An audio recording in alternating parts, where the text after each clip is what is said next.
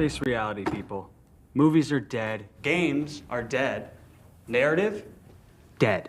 Media is nothing but neural trigger response and viral conditioning. Wait, what are you two talking about? Yeah. Well, It it took it, it is a fucking it is a good job and all that, but come on, dude. He's a fucking Jeffrey Rush? If anything, is the main character. He's the driver. It's not like it's not a J.K. Simmons situation. Like Jeffrey Rush didn't have a Miles Teller. True. He was the star of the show. Yeah. But he did all right. He did his He job. right, He did his yes, job, basically. He his did job. all right, but that's still not. That still doesn't account for what the fuck he won. He didn't win Best Actor, did he? Yeah, he did. Hold on. Yes, dude, he won it. Let me see. Oh shit. I saw that live. I saw him win that live, bro. Really? That's fucking okay. That's kind of crazy, You see where I'm coming from now, dude? dude.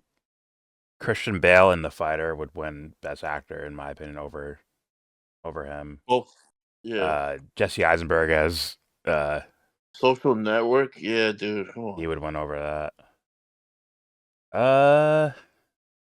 I mean, James Franco in 127 Hours. It's all him. Like it's just him by himself, basically. But I don't think it's like some great acting job. It's just, you know. But he had to carry the movie. He's the only fucking person in it. But yeah, Christian Bale and Jesse Eisenberg, I give it a nod over Colin Firth. But I mean, he did a good job though. I'm not taking away from it. He did a good job. My main complaint is the movie itself getting best picture when you have Black Swan, Inception. I even put The Social Network over this movie. I put The Fighter over this movie. Bro, this bum ass movie, The King's Speech, was nominated for 12 Oscars. Why? I don't know. More than any other film that year. Why? Again. Why? Again. Are you fucking kidding me? I didn't even know The Fighter was in that fucking year. Let me say this. If I ignore the politics, which I can't do as a reviewer, but let's just say, hypothetically, I ignored the politics of the situation. It's a well done A to B fucking movie. It is. It's solid. It's like the Jesse Eisenberg movie we just watched. Yeah, we right? watched yesterday. Fucking a Real Pain. That's a Real Pain, yeah. Like it's just smooth and has a sophistication It's theatrical. to it. It's theatrical. It has a sophistication to it, a simplicity to it, towards like elegant, right? But other movies have that times 20, bro. Yeah, their dicks are swinging in them other movies. It's like these voters see like Inception action sequences, and they're like, "Yeah, we can't give you Best Picture because it's too much action. You need, more of the kind of highbrow, slow dialogue shit, or very dialogue driven." And like, yo, Inception was bad enough. Then they did it with Interstellar. Like, you guys are fucking assholes. Yo, you guys, terrible. Granted, the best movie that year was Black Swan. That was the best movie that year. Yeah, that's what I'm saying. But like, I don't think it's fucking close, to be honest with you. Interstellar 2014 was better than Interstellar. Whiplash is up there, but Interstellar is just too epic. 2015. Whiplash is too epic, way too epic. Whiplash is the next year. Let me see, 2014. They picked the Birdman movie, which was a pretty good movie. It's a pretty good movie. Okay. But everything else, we watched the theory. We watched the Theory of Everything, right? Oh wait, this is the wrong year. Wrong year. I still haven't watched Birdman. Wait, was Interstellar not even fucking nominated? Nominated, dude. It wasn't even nominated? Yo, I Oh, told you, bro. you put the theory of everything in there, but you don't put Interstellar. You put They American hate Sniper in him, there. bro. They hated him. Are you trolling? You put American Sniper in there, but not Interstellar? Are you Not fucking interested. Yeah, that's crazy? wild, bro. That's crazy. That's actually Unless I'm getting the wow. years, I'm looking at the years surrounding. Interstellar has not been nominated at all, and people Nah, argue it that's didn't. Nolan's best movie. People argue that it's his best Yeah. movie. I'm mentally wrecked. I'm mentally wrecked. How the fuck did in 2013? How the fuck did American Hustle get nominated, but But Interstellar not this. didn't in 2014? How the fuck did that happen? And then, bro, 12 Years a Slave is not better than Interstellar. Sorry, No, it's not. not better than Interstellar. Uh, Interstellar cleans up 3 years from 2012 to 2014 or 2015. Cleans up all those years of best movies. Straight up. Argo? Are you kidding me? Compared to fucking Interstellar? Are you fucking nuts? Nah, Argo's not the same year. Argo was 2012. No, I'm saying like from 2012 to Oh yeah. 2015, it cleans up all those movies. None of them are close. Her's pretty good. It's a pretty good movie. I'm not going to deny that. But it didn't even win that year. 12 Years a Slave won that. It's not being Interstellar. Captain fucking Phillips? Are you joking? That's a trash ass film. That's a TNT. Literally, it's on TNT right now. It's a TNT movie. My God, the only movies that keep up with them are Whiplash and Her. And those and from 2012 to 2015, those are the only two movies that actually somewhat keep pace with Interstellar. Although I put Interstellar probably ahead of both. And Whiplash is very close. Whiplash is right It's there. very close. Very close. But Interstellar just has a lot more razzmatazz to it. Right? My God. Anyways, back to the King's Speech. It's a decent movie. It's alright. Like as a film, it's a feel good story type of thing. And I don't shy away from feel good movies. I don't mind that. But I must add the politics in. I'm sorry. Like even the mention of Winston Churchill to me, without That's mentioning wild. what that guy has done around the world, especially like in Africa and India and all that shit. For that, once again, I understand their whole point is to say something not really about the politics of the time, or even the society at the time. It's more about I got that too. Yeah, I understand. a guy I understood learning that. like, oh, you're trying to make this like a little bit existential for this main character. We're try to see things through his eyes, type of thing, and the lessons you can learn in order to, the deeper psychological happenings behind someone with a speech impediment. Which that's the setup, but like they're trying to say something more about the mind and trauma and shit like that. So I'm like, okay, that's cool. They don't go far enough to where it makes it like outstanding, but they do a little bit of it. You know what? I appreciate that. But once again, I can't leave the politics out of the door. I can't. What did you say, Anthony, about like we're getting him to finally have this crescendo moment where he finally nails the speech, but what's the speech about? It's about going to war. Initiating, yeah, going to war. And it's like It's I wild. understand the regular person when it comes like, it's fucking Hitler and the Nazis. I understand that. But still, like, his existential moment where he finally completes the task of talking somewhat cleanly, right, without his over stuttering and shit like that, is to go to World War II. It's like, And he has no say on anything. are we He glorifying said that it moment? himself. What are we doing here? He said it himself. He has no say on anything except to sway the British public to supporting this war and like Yeah. accepting to fight and die for him. Yeah. Exactly. And guess what? It's not the King's Speech. Someone else wrote it for him. Yeah, Someone else wrote that for him. somebody He didn't wrote write that shit. I wish he made edits to it and was like, yo, I need this to be in Better, my words. yeah. That'd be better. I'd take that. Better, more. yeah. But I think the actual nutrition from the film has nothing to do with the world or the politics. This could have been about anyone It could have been anybody. with like a speech impediment and just showcasing them getting over it. Could have And been about a guy that wants to be a pastor. Could have been literally about anything. exactly. So, yeah. Well, I guess they're trying to take something that's based on a true story and turn it into something more nutritious than the actual thing that actually happened, which is probably just like, yeah, whatever. But let's add some movie magic to I it to make it more, you know, nutritious for an audience. I appreciate that try, but you don't win fucking best No, picture and actor for this, bro. no, and that's where With the the folly comes in. heavyweights fucking floating around around you, God, dude. I'll say this: it is a clean movie. It's clean, and I do recommend it. I recommend it.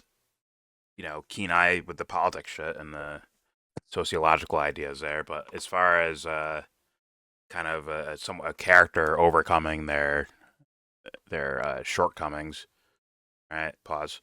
Uh, they do a good job from A to B, and it's a simple plot, and it's easily understood, and it's done in an elegant type of way.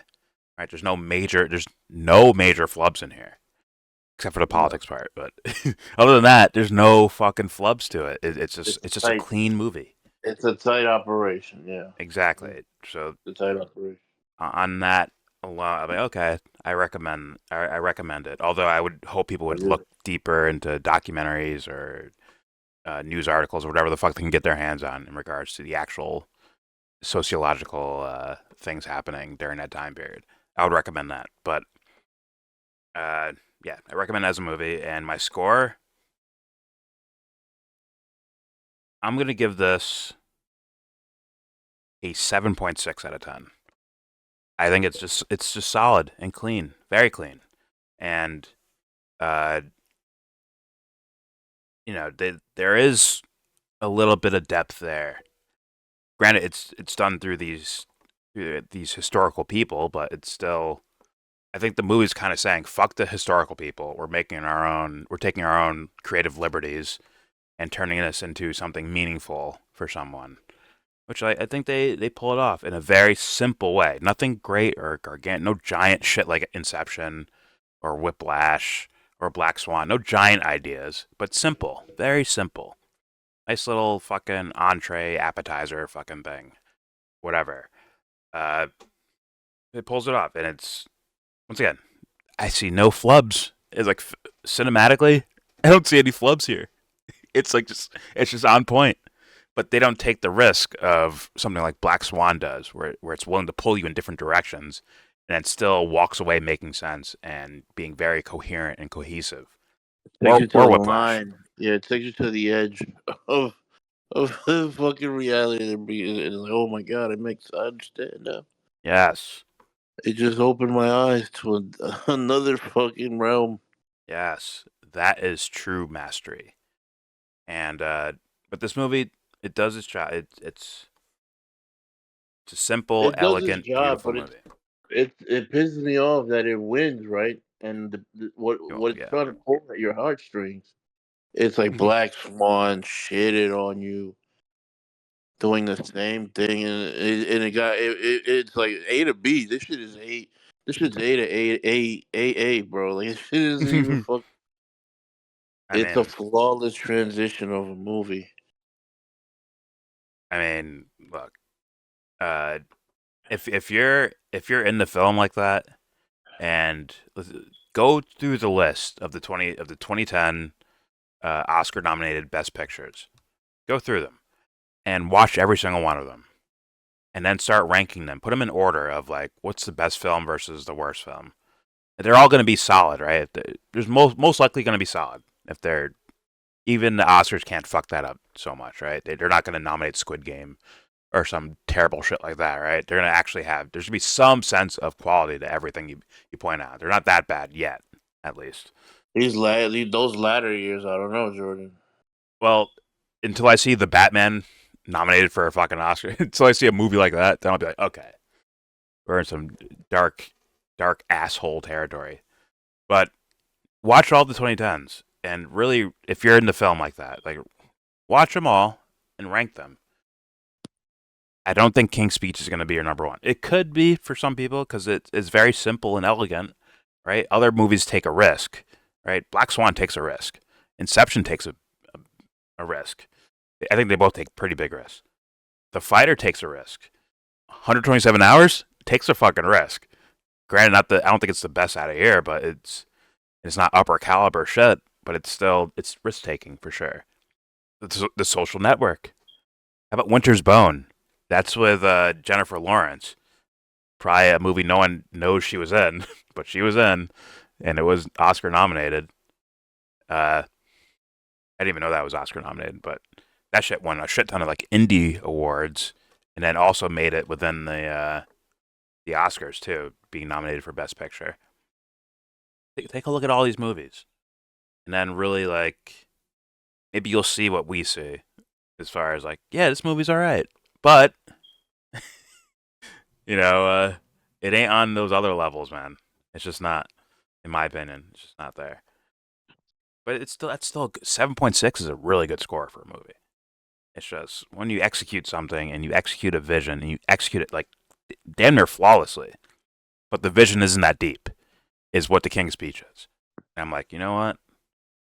That's still remarkable to do, to pull it off and make it clean like that. So kudos to the filmmakers, not for their politics though. All right. Anything else you want to add, Anthony? A score, a recommendation, anything? The score is I actually viewed the score because you gave a real pain like a couple points less, and I'm like, yeah, see, I can see the jump from like you said. There's no flubs.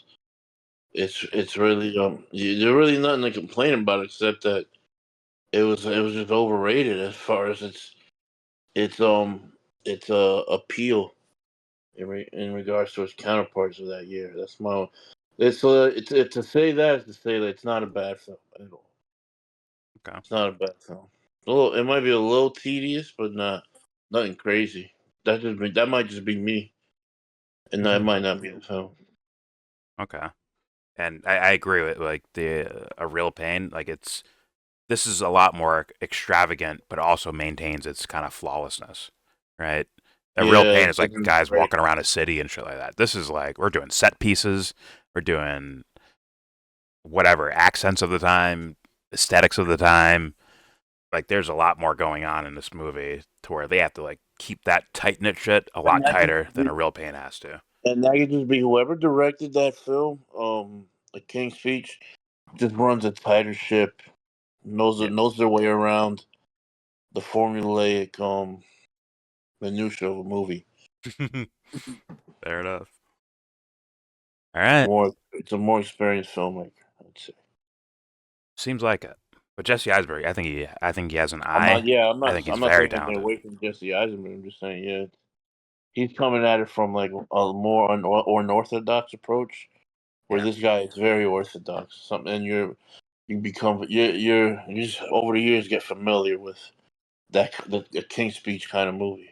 Yes, I agree. It's like I A agree. Beautiful Mind. Like I look at the Yeah. Beautiful Mind. Yeah. Okay. Yeah. I agree, 100%. That's on point. I'd love to see Jesse Eisenberg do like a bigger project. Who knows if he does? He may stay with the Woody Allen style filmmaking, where it's a lot more about commentary, right? Where he can put his voice through the characters and shit like that.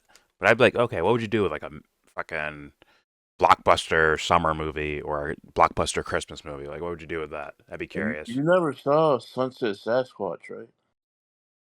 No, I don't even think I've heard of that. Yeah, that Sunshine was like Sasquatch? he made like a wacky ass movie where he's a Sasquatch. Him and a whole bunch of other people are like Sasquatch. Is he the writer of it? Writer I or don't know. director? That I don't know. I I'm couldn't tell yeah. you. I'm talking more about his writing. So Yeah. Maybe he's just in the movie. yeah, I feel like he was, but I can't say. fair enough. All What right. about Phantom Thread? Is Phantom Thread better? Then a King's Speech? Yeah. Yes. Phantom Thread. I've seen it twice now. I've seen it twice. I don't think I've seen It that. is officially one of my favorite movies ever. Is it the highest score ever? No. But is it? I gotta say, I think it's in the 8.4, 8.5 territory. It's actually brilliant. when I say that, like that little thread running through a movie, like that movie's title is that, and it's actually a part of the narrative and story in the movie. I'm like, God damn it, they fucking nailed it. Wow. Beautiful. 2019 might be the worst year I've seen in 2010s. Fair enough. But anyways, there's our review of the King's Speech. Yeah. Okay.